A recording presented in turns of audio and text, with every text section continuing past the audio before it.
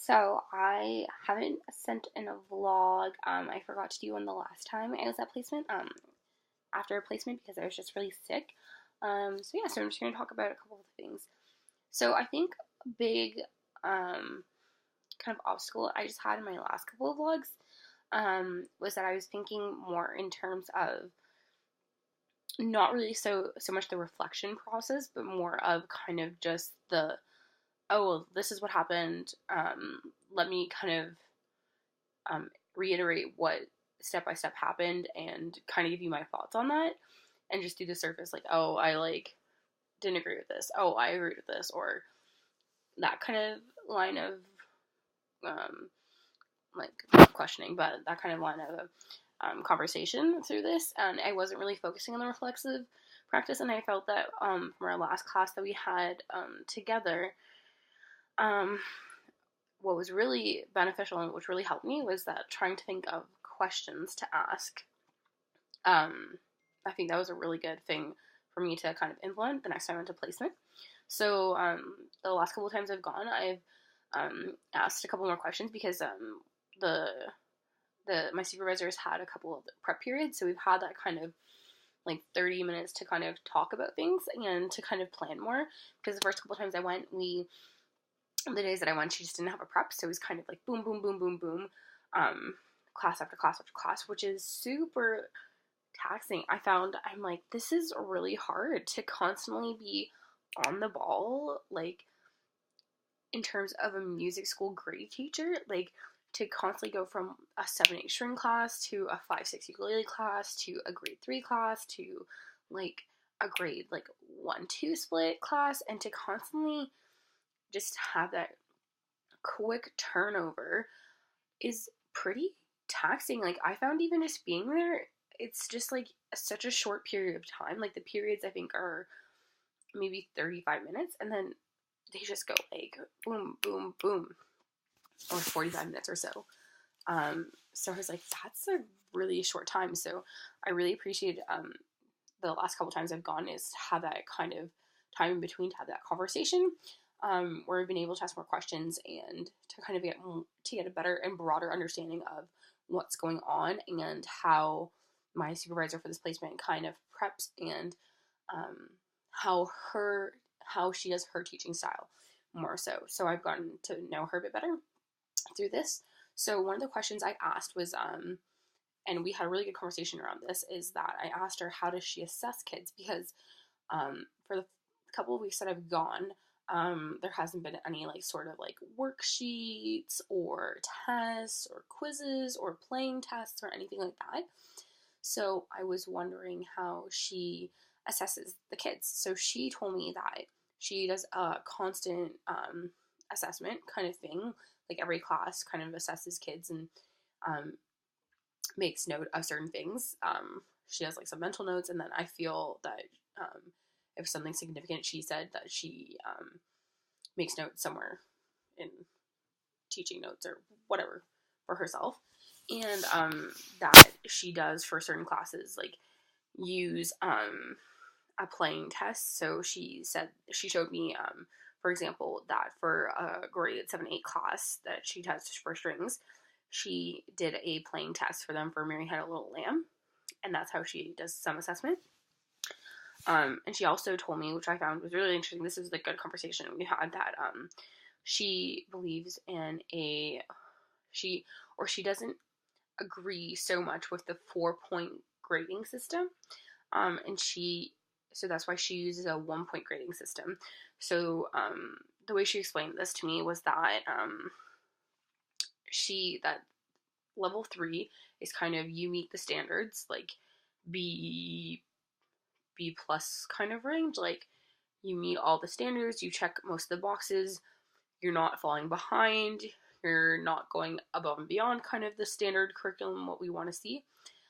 So she says she uses the average, like the minimum, like the 0.3 requirements, and she puts those down, and then she'll highlight, bold, check off kind of what she'll check off what they have done.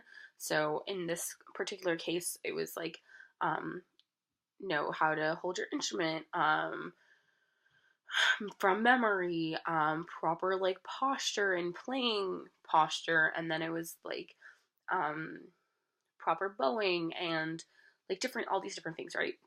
And then one column after is the left is like needs improvement, where she'll like take certain of those comments that like need more work on, like maybe their tuning or there was like a screeching noise, and then she'll write maybe additional comments on that. And then the right side there's like if you go above and beyond what's expected. So I found this is pretty like actually a great method of how to use assessment, because it's still showing kids that yes, they're meeting their requirement, and then if they need some more attention, or if they did something really well, it's showing both the sides without kind of like keeping them in a little box, because it nowhere does say like level 1, 2, 3, 4. And I remember from my grading school in elementary in my grading in elementary school was that we had level 1, 2, 3, 4, and like 1 minus, and then 1 plus and 4 plus kind of thing, 4 being the best. And like it really sucked when you didn't get a level 4 and your friend got a level 4, and like you were compared and you had the rubrics and you were just set in that small little one section of the rubric. And it also, I remember like from my personal experience, like really sucking when you would have like most or like half of your comments in like the level 4 or level 3, and then like some in the level 2 or level 1. And it's kind of a little disheartening seeing that giant like dissociation between the two grades, and like having that like, oh, you're at the bottom and then at the top.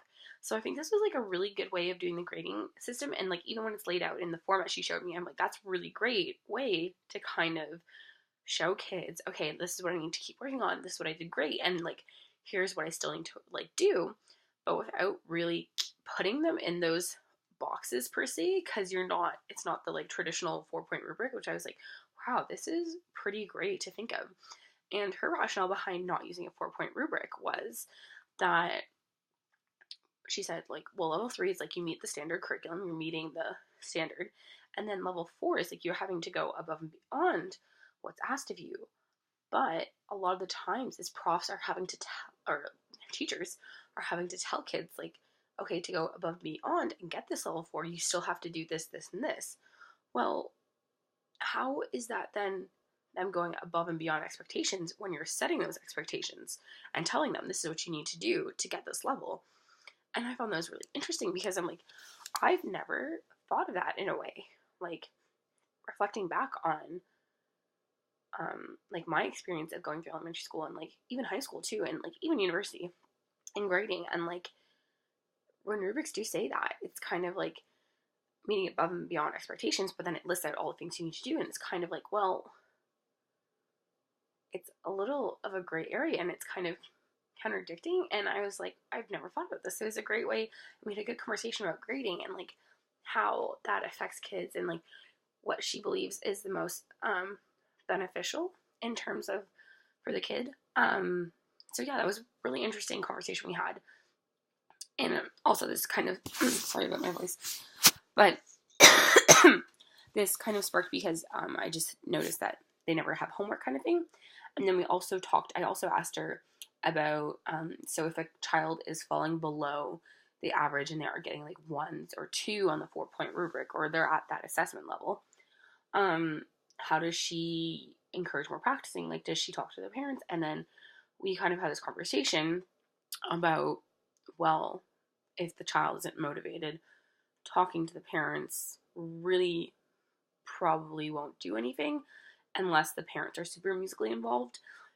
And then this kind of made me think back to what a lot of the times I've heard from some people when I talk about music in the classroom, and is that like it's hard because a lot of the kids don't want to be there, and they're being forced to take music, and they're not doing it because they love them. So there's that like already kind of wall or obstacle sometimes music teachers face, is that this is a class and it's how to engage students and make them interested. So yeah, it was a pretty interesting conversation, but I wish I had kept asking her, how does she then continue on to keep students interested, or what tactics or what she's used. And I wish I'd pried more. Maybe next time I go, I'll ask about that. But she kind of talked about how most students are kind of in the like satisfactory, a little bit below satisfactory level, except for like one case that is a student who is ESL.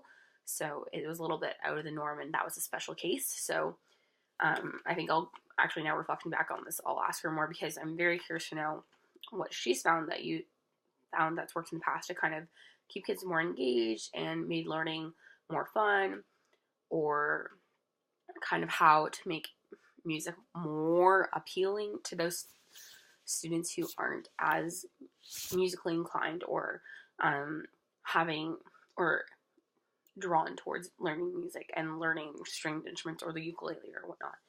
And we also did have, I'm like now bunching off because I talked to her because they have a bunch of boom whackers, and I don't know, I've never used a boom whacker, and I'm not too up to date on like the whole like teaching aspect of boom whackers, but I know that they're like a gimmick, maybe, I don't know, they're like a fun tool kind of to get people and younger kids engaged with music. But she said, I didn't buy them, the old music teacher had them, and I kind of dislike them a lot. I hate them, actually. And I asked her why, and she said, well, there's so many other tools in the classroom that's available to us that I'd rather use, that I feel are more beneficial to kids. And I'm like, yeah, that's so true. And she said, I'd honestly bring them out only for like a fun period to use them.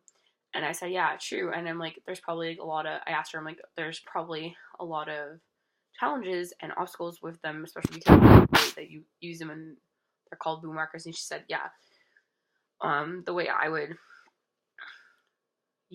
teach them is I would first like instruct them how to use them and kind of teach them their methods of use before actually pulling them out and using them.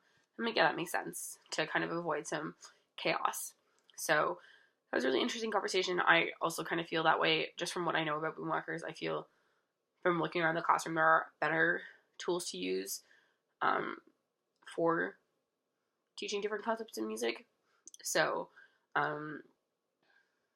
don't know. And I know a lot of people in music education are kind of torn between them. So yeah, they're just an interesting topic, I feel. And then the other conversation we had that was pretty interesting between myself and the supervisor is that, sorry, now I'm trying to think about what we talked about. This was like two times ago, like a week ago when I went to placement. And we had this conversation. I don't know, it'll come back to me. It was definitely a good conversation, or a question I asked that it sparked a good conversation between us.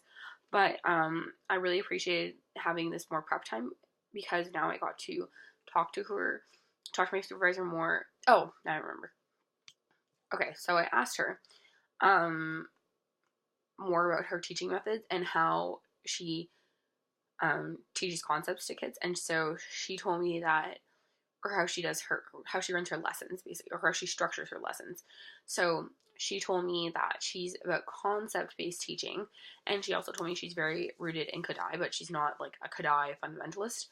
So the way she explained her teaching is that she will have a concept. So one of the concepts they were working on was like 3/4 time signature, and she will introduce it without instructing it or teaching a lesson kind of way, and then slowly introduce the concept in like familiar songs and getting them familiar with it, and then kind of work her way backwards from it, and then bring the concept up and tell the kids about it. So for an example, she taught the kids the song called Scotland's Burning, which is in 2/4, and then London's Burning, it's in 3/4, and then so she taught that song first, Scotland's Burning, and then they learned London's Burning, and then she got them to march around for Scotland's Burning, and then asked if they could do the same thing for London's Burning, and she's like, well, why can't we march? Does anyone know? And then they tried different ways and different methods of like trying to fit it in, and then they were trying to figure it out, and then she would ask kids, okay, well, what's different between the two songs? And then they talked about rhythm, and then the meter, and kind of, and like how it's different, and like how the 3/4 kind of has a swing feeling, how you can dance to it, and then she asks kids different methods of what they think they can do to it. So now knowing that, I understand a lot more and realize and have a better understanding and perception of what's going on in the classroom. So I was super thankful for that, because now I'm understanding like what the actual steps are that kids learning, because I'm also kind of a very like step-by-step kind of person. So I really appreciate this. And then I saw all the planning that went into each lesson kind of thing, and I was like, oh my god, this is so much planning that goes on for teaching. It was kind of like mind-boggling to me. And I don't know, also for myself, I've never gone through a music class like this. Like, I didn't have music in my elementary school, or I didn't do it in high school. I just did choir. So this is a pretty different like environment for me. And from my perspective of music learning, because I've mostly done just private studio. So I really appreciated this, and I think now moving forward, I have a better understanding of what's going on and better appreciation. So yeah, I wish this kind of had happened earlier on my placement, but yeah, it was really good. So, and so later on, we talked about me actually teaching a lesson, which is really exciting. And she's been very good being like, okay, if you feel like this is too much, like, don't worry about it. And I'm like, oh no, like, they're just grade 3s, like, kids aren't that scary. So I'm super excited, and she said, yeah, so we're gonna work on the concept of TT, or T-Ray, TT-Ra, something like that. Tiri, yeah, Tiri. And so we talked about different songs that would fit in with this concept, and like, she asked me if I'm comfortable singing with any of the songs, or I knew any of them, and introduced me to a game that I can like teach the kids to do. So I understand now that when the kids are singing these songs and they're playing these games, it's more about the engagement and slowly introducing concepts to them to further learn. But like, early on to me, it just didn't seem like this was much. Like, I don't know, for kids, obviously it would be fun to sing songs, but I would personally get like kind of bored after a while of it, but that's just my kind of personality. So now I really appreciate learning that. As well as we had this other conversation, because I'd asked her about how she focuses on the last video I made, I talked about how when we were doing an exercise on the smartboard, that she doesn't include the time signature, and she just puts like little marker where the dough is, and then they'll go on, and then she'll say, okay, this is where dough is, and then they go on from using solfa from there. So we had a conversation, her and I, about how some teachers are strongly believe in not teaching kids to read music.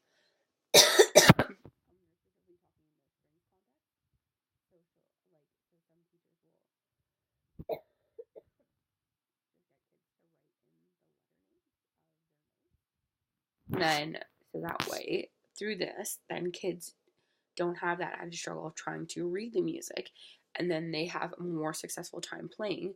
And then she told me that one of the teachers' rationale, she asked her about this, was that kids have a more enjoyable time playing, and they also have get a better sound out of it, because they're not as focused on, okay, reading the notes, holding my bow, like position, and they don't have that added extra step.